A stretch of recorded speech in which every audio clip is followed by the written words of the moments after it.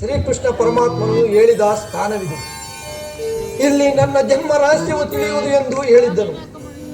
ಆ ರಹಸ್ಯವು ನಿನಗೆ ಖಂಡಿತವಾಗಿಯೂ ತಿಳಿದಿರಲೇಬೇಕು. ಹೇ ಭಗವಾನ್ ಭಾಸ್ಕರ, ಸಂಶಯದ ಅಂಧಕಾರದಲ್ಲಿರುವ ನನ್ನನ್ನು ಉದ್ಧರಿಸಿ ಕಾಪಾಡು ದೇವ, ಕಾಪಾಡು. ಸಪ್ತಾಶ್ವರತಮಾರೂಢ ಪ್ರಚಂಡಂ ಕಶ್ಯಪಾರ್ಣಜಂ ಶ್ವೇತಪದ್ಮಧರಂ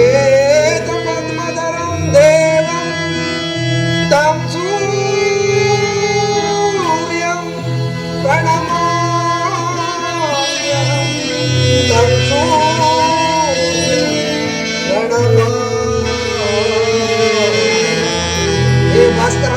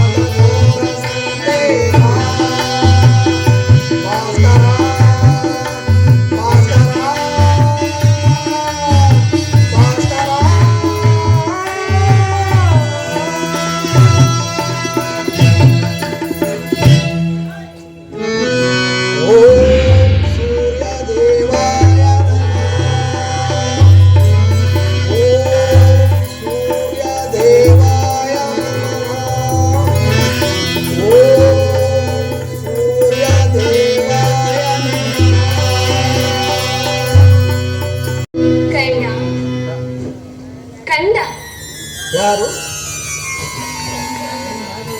ಯಾರು ನನ್ನ ಏಕಾಗ್ರತೆಯನ್ನು ಭಂಗಪಡಿಸಿದ? ಯಾರು ತಾಯಿ ನೀನು? ಕರ್ಣ, ನೀನು ಸರ್ವ ಸಾಕ್ಷಿಯಾಗಿ ಪೂಜಿಸುತ್ತಿರುವ ಆ ಸೂರ್ಯ ದೇವನ ಜ್ವಲಂತ ಪ್ರಭೆಯನ್ನು ನಿನಗೆ ತೋರಿಸಿದ ಮೊದಲ ಸ್ತ್ರೀಯಳು ನಾನು. ಅಮ್ಮ, ನೀನು ಏನು ಹೇಳುತ್ತಿರುವೆ ನನಗೊಂದು ತಿಳಿಯಲು ತಾಯಿ. ಆದರೆ ಆ ನಿನ್ನ ಕಣ್ಣುಗಳಲ್ಲಿನ ಕರುಣಾದೃಷ್ಟಿಯು ಪ್ರಾತ ಸೂರ್ಯನ ಕಿರಣಗಳಂತೆ ನನ್ನ ಮನಸ್ಸಿನ ಹಿಮವನ್ನು ಕರಗಿಸುತ್ತಿರುವುದು ತಾಯಿ. ಅದು ಅಲ್ಲದೆ ಈ ನಿನ್ನ ಧ್ವನಿಯು ಚಿಕ್ಕಂದಿನಲ್ಲಿ ಮರೆತು ಹೋಗಿದ್ದ ಕೆಲವು ನೆನಪುಗಳು ಚೇತರಿಸಿಕೊಳ್ಳುತ್ತಿರುವುದು. ಅಮ್ಮ, ನೀನು ಯಾರು? ನಮ್ಮಿರುವರ ಸಂಬಂಧವೇನು? ಅದನ್ನು ತಿಳಿಸಬಲ್ಲೆಯ ತಾಯಿ? ಈ ನಿರ್ಭಾಗ್ಯಗಳನ್ನು ಕುಂತಿ ಕುಂತಿ, ಅರ್ಜುನನ ತಾಯಿ ಕುಂತಿ. ಓಹೋ, ಹಾಗಾದರೆ ಶ್ರೀಕೃಷ್ಣ ಪರಮಾತ್ಮನು ಹೇಳಿದ ಹಾಗೆ ನನ್ನ ಎತ್ತ ತಾಯಿ ಕುಂತಿ. ಅಮ್ಮ, ನಿನ್ನ ಪಾದಕಮಲಗಳಿಗೆ ನಮಸ್ಕರಿಸುವ ತಾಯಿ.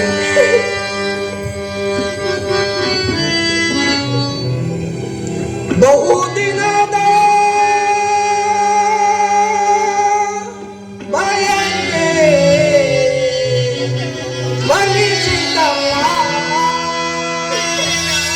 ಬಯಸಿದವರು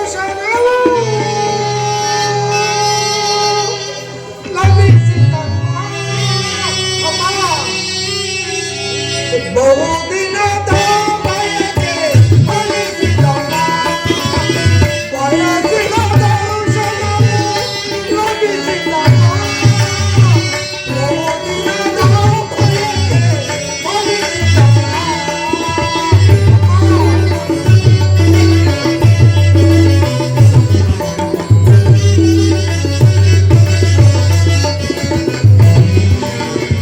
ಕರುಣೆಯ ತೋರದೆ ವರನ ಪೋರೆ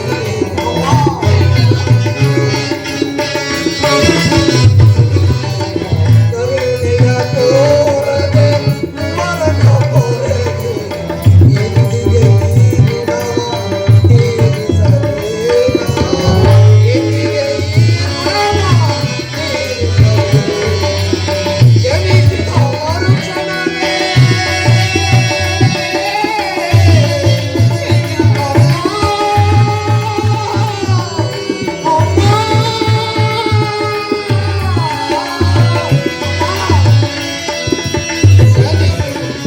ಜನಿಸಿದ ಮರುಕ್ಷಣವೇ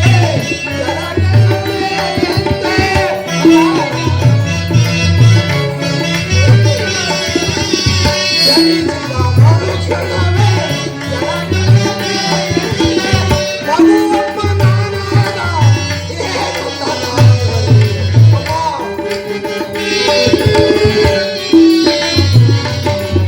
ಮಗುವಮ್ಮ ನಾನಾದ ಏನು ತನಾಗಲಿ. ಬಹುದಿನದ ಬಯಕೆ ಫಲಿಸಿದಮ್ಮ. ಬಯಸಿದ ದರ್ಶನವು ಲಭಿಸಿದಮ್ಮ. ಬಹುದಿನದ ಬಯಕೆ ಫಲಿಸಿದಮ್ಮ.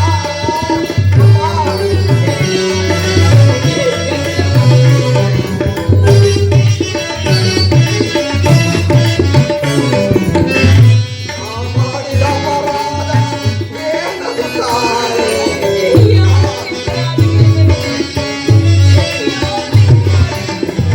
ಮಾಡಿದ ಅಪರಾಧ ಏನದು ತಾಯಿ. ಅಕ್ಷಮ್ಯವೇ ಅಕ್ಷಮ್ಯವೇ ಮಗನಿಂದ ಮಮಕಾರ.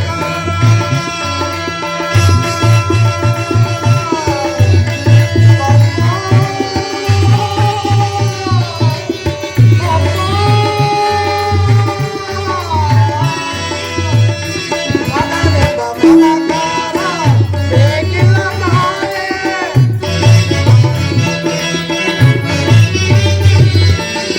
ಮಗನಿಂದ ಮಮಕಾರ ಬೇಕಿಲ್ಲ ತಾನೇ. ಐವರ ಮಾತೆ ನಿನಗಿರುವುದೇ ಕೊರತೆ. ಅಮ್ಮ ಐವರ ಮಾತೆ ನಿನಗಿರುವುದೇ ಕೊರತೆ. ಬಹುದಿನದ ಬಯಕೆ ಫಲಿಸಿದಮ್ಮ. ಬಯಸಿದ ದರ್ಶನವು ಲಭಿಸಿದಮ್ಮ. ಬಹುದಿನದ ಬಯಕೆ ಫಲಿಸಿದಮ್ಮ. ಫಲಿಸಿದಮ್ಮ. ಫಲಿಸಿದಮ್ಮ.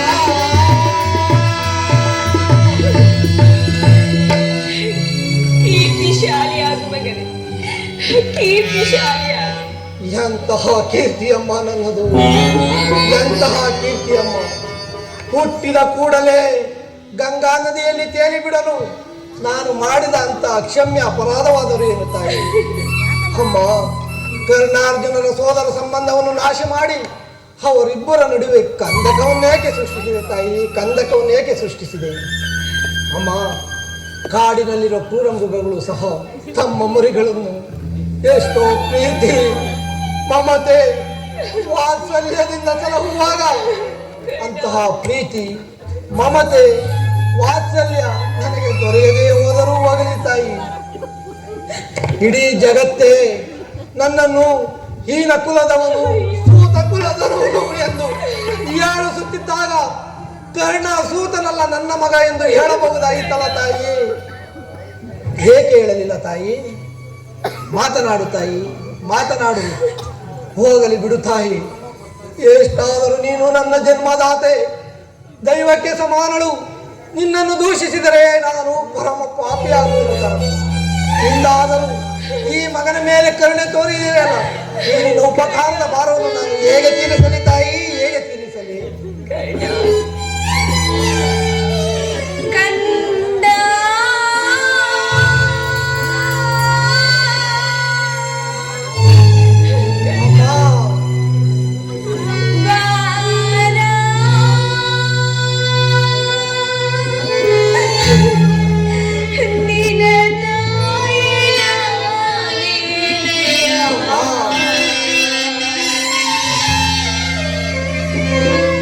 ಈ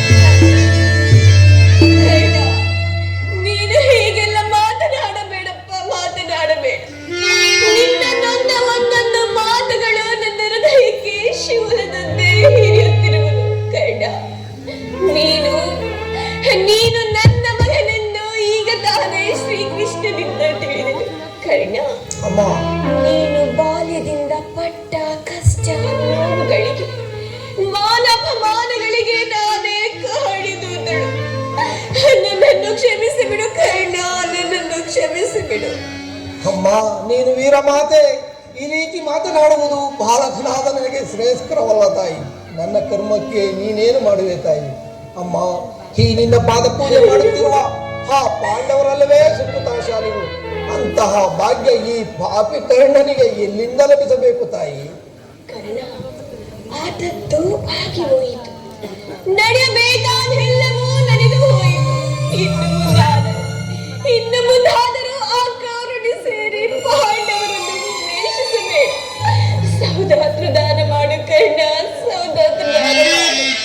ಅಮ್ಮ, ಇದೊಂದು ಮಾತನ್ನು ಮಾತ್ರ ಬಿಟ್ಟು ಶಾಸ್ತ್ರ ಧರ್ಮಕ್ಕೆ ವಿರುದ್ಧವಲ್ಲದ ಬೇರೆ ಏನನ್ನಾದರೂ ಕೇಳುತ್ತಾಯಿ ನಡೆಸಿಕೊಡಲು ಈ ಕರ್ಣ ಕಂಕಣಬದ್ಧನಾಗಿರುವನು. ಆದರೆ ನಾನು ಜೀವಿಸಿರೋ ತನಕ ಮಾತ್ರ ಆ ಸ್ವಾಮಿ ದ್ರೋಹವನ್ನು ಮಾಡಲಾರೆ ತಾಯಿ. ಎಂತ ತಾಯಿಯಾದ ನಾನು ನಿನ್ನಲ್ಲಿ ಭಿಕ್ಷೆಯನ್ನು ಬೇಡುತ್ತಿರುವೆನು. ವೈರತ್ವವನ್ನು ಕಳೆ ಕರ್ಣ, ವೈರತ್ವವನ್ನು ಕಳೆ. ಅಮ್ಮ, ನೀನು ವೀರಮಾತೆ, ಈ ರೀತಿ ಮಾತನಾಡಬಹುದು ತಾಯಿ. ಆತನ ಸಕಲ ಕಾರ್ಯಗಳು ನನ್ನಿಂದಲೇ ಸಾಧಿತವಾಗಬೇಕಾಗಿರುವುದರಿಂದ ಇಂತಹ ಸಂಬಂಧಗಳನ್ನು ಕಲ್ಪಿಸಿ ಆ ನಮ್ಮ ಸ್ವಾಮಿಯನ್ನು ಮರೆತರೆ ನಾನು ಪರಮ ಪಾಪಿಯಾಗುವುದಿಲ್ಲವೇ ತಾಯಿ? ಕ್ಷತ್ರಿಯ ವೀರರನ್ನು ನನ್ನನ್ನು ಕ್ಷಮಿಸುವರೇ ತಾಯಿ? ನಮ್ಮ ತಂದೆ ತಾತಂದರು ನರಕಕ್ಕೆ ಬೀಳರೆ ತಾಯಿ? ಅಮ್ಮ, ನಾಳೆ ಹುಟ್ಟುವ ಮಕ್ಕಳು ಮೊಮ್ಮಕ್ಕಳು ಗಡ್ಡನೆಂತಹ ನೀಚ ಎಂದು ಈ ಪ್ರಪಂಚದಲ್ಲಿ ನನ್ನನ್ನು ಶಪಿಸದಿರುವರೇ ತಾಯಿ? ಇಂತಹ ಸನ್ನಿವೇಶದಲ್ಲಿ ವೀರಮಾತೆಯಾದ ನೀನೇ ನನಗೆ ಹಿತಬೋಧನೆಯನ್ನು ಮಾಡಬೇಕು ತಾಯಿ. ನಿನ್ನ ಮಾತುಗಳೆಲ್ಲವೂ ಸತ್ಯವೇ.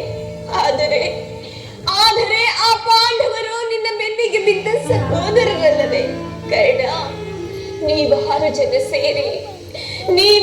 ಜನ ಸೇರಿ ರಾಜ್ಯಭಾರ ಮಾಡುವುದನ್ನು ಎತ್ತ ತಾಯಿಯಾದ ನಾನು ಕಣ್ತುಂಬಿಕೊಳ್ಳಬಾರದೆ ಕರ್ಣ.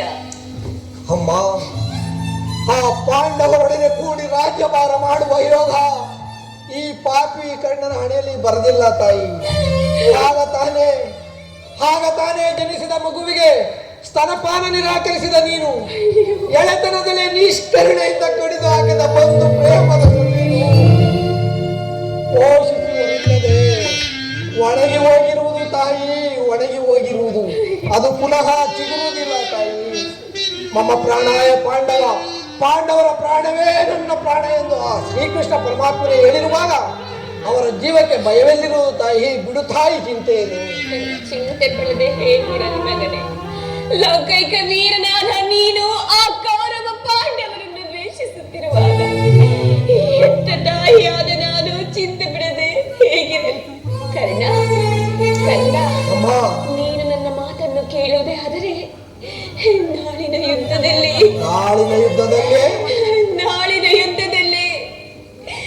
ನಾಳಿನ ಯುದ್ಧದಲ್ಲಿ ಪರಾಂತಕನಾಗು.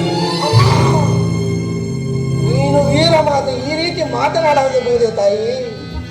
ವಿಜಯೋತ್ಸವಕ್ಕಾಗಿ ಅತಿರಥ ಮಹಾರಥರೆಲ್ಲರೂ ವೀರಾವೇಶದಿಂದ ಹೋರಾಡುತ್ತಿರುವಾಗ ನಾನು ಏಣಿಯಂತೆ ಕೈಕಟ್ಟಿ ಕೂರಲೆ ತಾಯಿ? ಅಮ್ಮ, ಅದು ನನ್ನಿಂದ ಸಾಧ್ಯವಾಗದು ತಾಯಿ, ಸಾಧ್ಯವಾಗದು.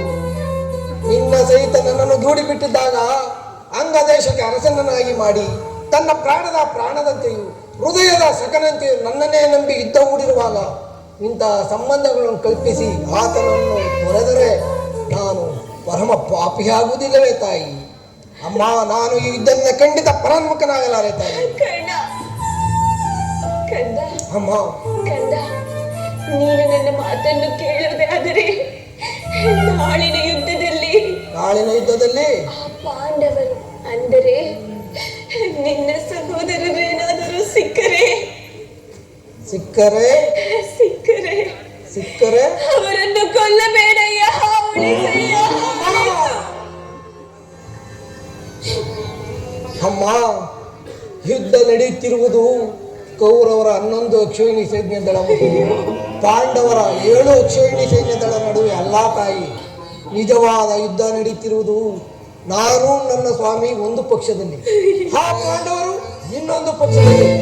ಹೀಗಿರುವಾಗ ಅವರನ್ನು ರಕ್ಷಿಸು ಎಂದು ಕೇಳುವುದರಲ್ಲಿ ಯಾವ ಅರ್ಥವಿದೆ ತಾಯಿ? ಯಾವ ಅರ್ಥವಿದೆ? ಅಮ್ಮ, ಆ ಪಂಚ ಪಾಂಡವರೆಂದರೆ ನಿನಗೆ ಎಷ್ಟೊಂದು ಪ್ರೀತಿ, ಮಮತೆ, ವಾತ್ಸಲ್ಯ ತಾಯಿ.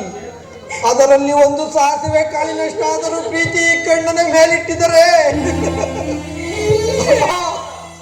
ಈ ನನ್ನ ಜನ್ಮ ಸಾರ್ಥಕವಾಗಿ ಬಿಡುತ್ತಿತ್ತು ತಾಯಿ, ಸಾರ್ಥಕವಾಗಿ. ಹೋಗಲಿ ಬಿಡು ತಾಯಿ, ಎಷ್ಟಾದರೂ ನೀನು ನನ್ನ ಜನ್ಮದಾತೆ, ದೈವಕ್ಕೆ ಸಮಾನಳು.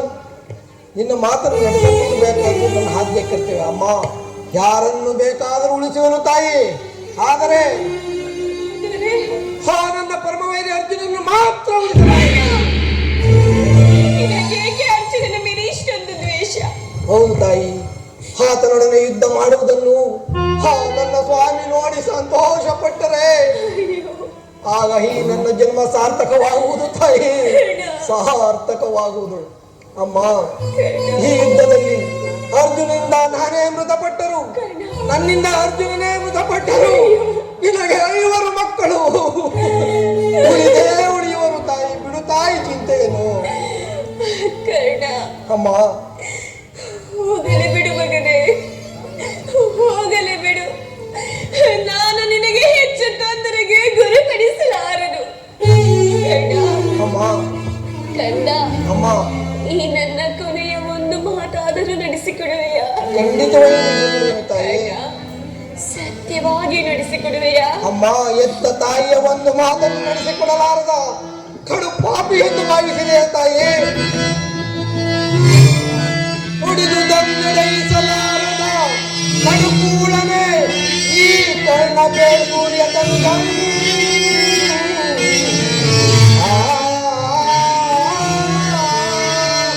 ಬಿಡು ಬಿಡು ಚಿಂತೆಯನು ಮಾತೆಯೇ, ಬಿಡು ಬಿಡು ಚಿಂತೆಯನು ಮಾತೆಯೇ, ನಡೆಯಿಸುವೆ ಧರ್ಮದಾಳೆ ಅರ್ಪಿತ ನಾಳೆ ನಿನ್ನಾಳೆ ಜನನೀ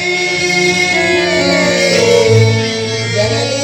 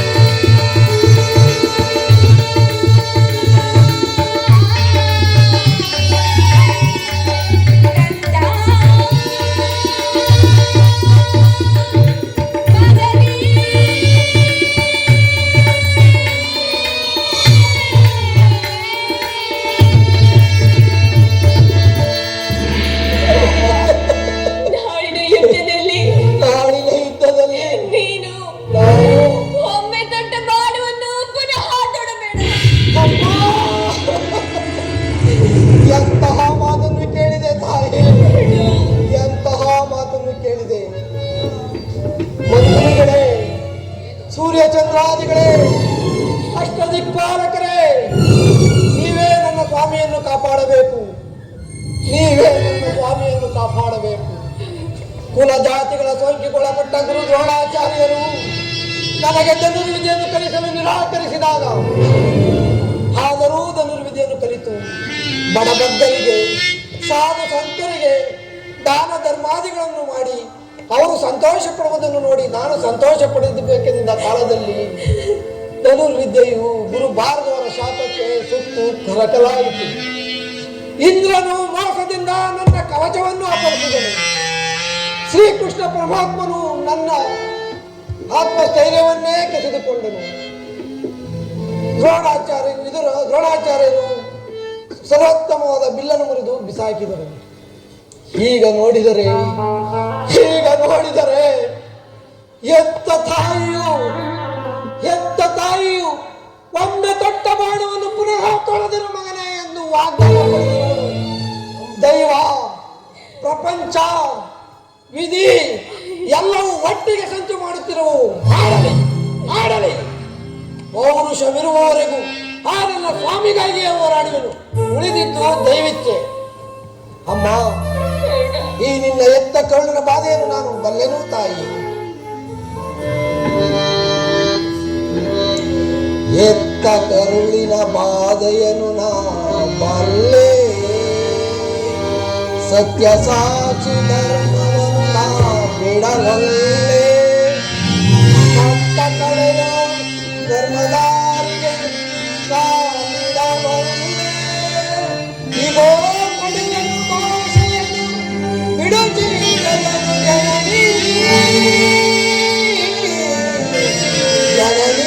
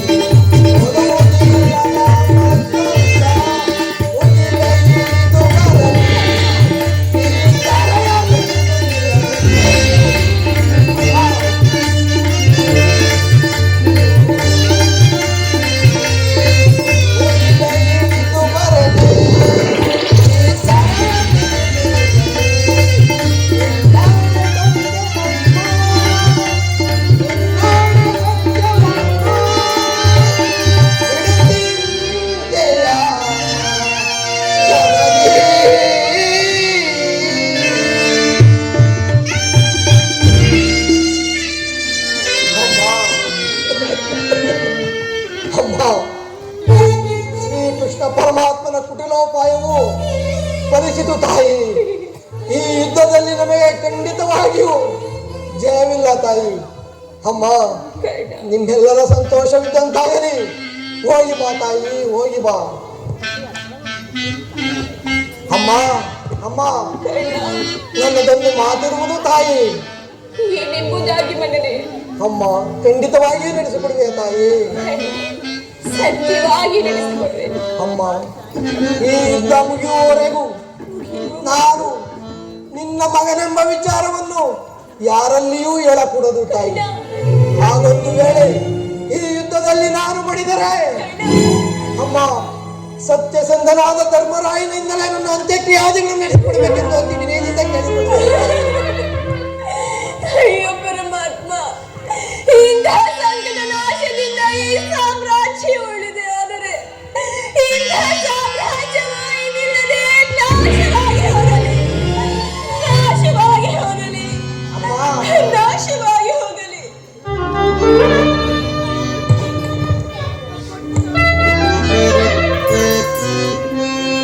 ಅಮ್ಮ, ಮಗವನು ಯುಗದಿ ಕಾಲನು ತಾಯಿ.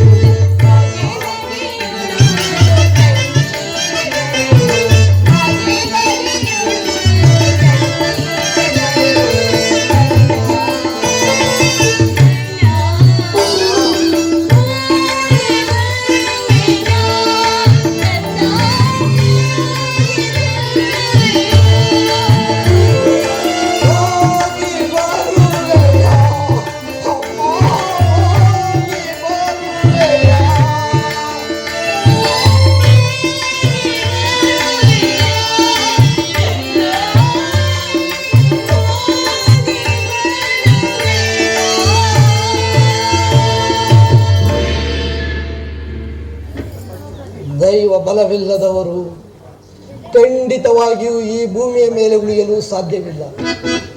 ನಾನೀಗಲೇ ರಣರಂಗಕ್ಕೆ ಹೋಗಿ ನನ್ನ ಸ್ವಾಮಿಗಾಗಿಯೇ ಹೋರಾಡಿ ಉಳಿದಿದ್ದು ದೈವಿಚ್ಛೆ.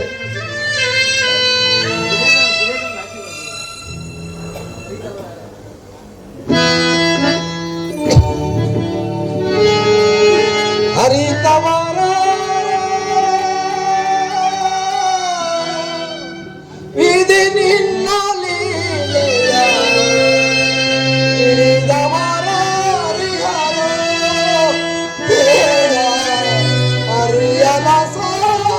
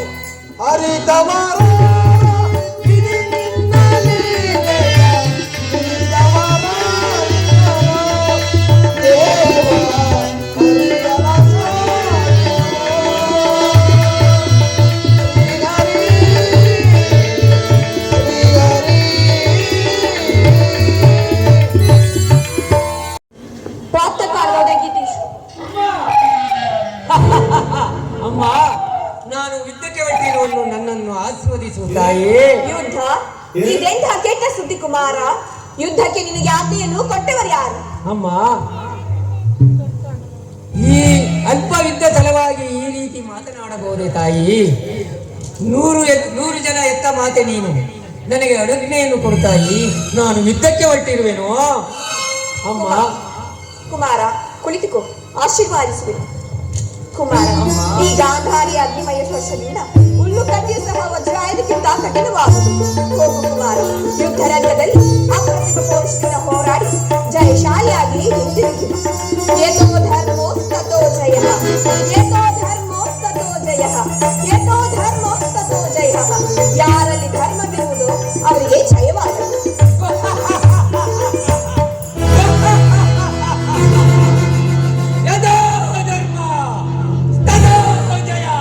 Ha ha ha ha ha ha!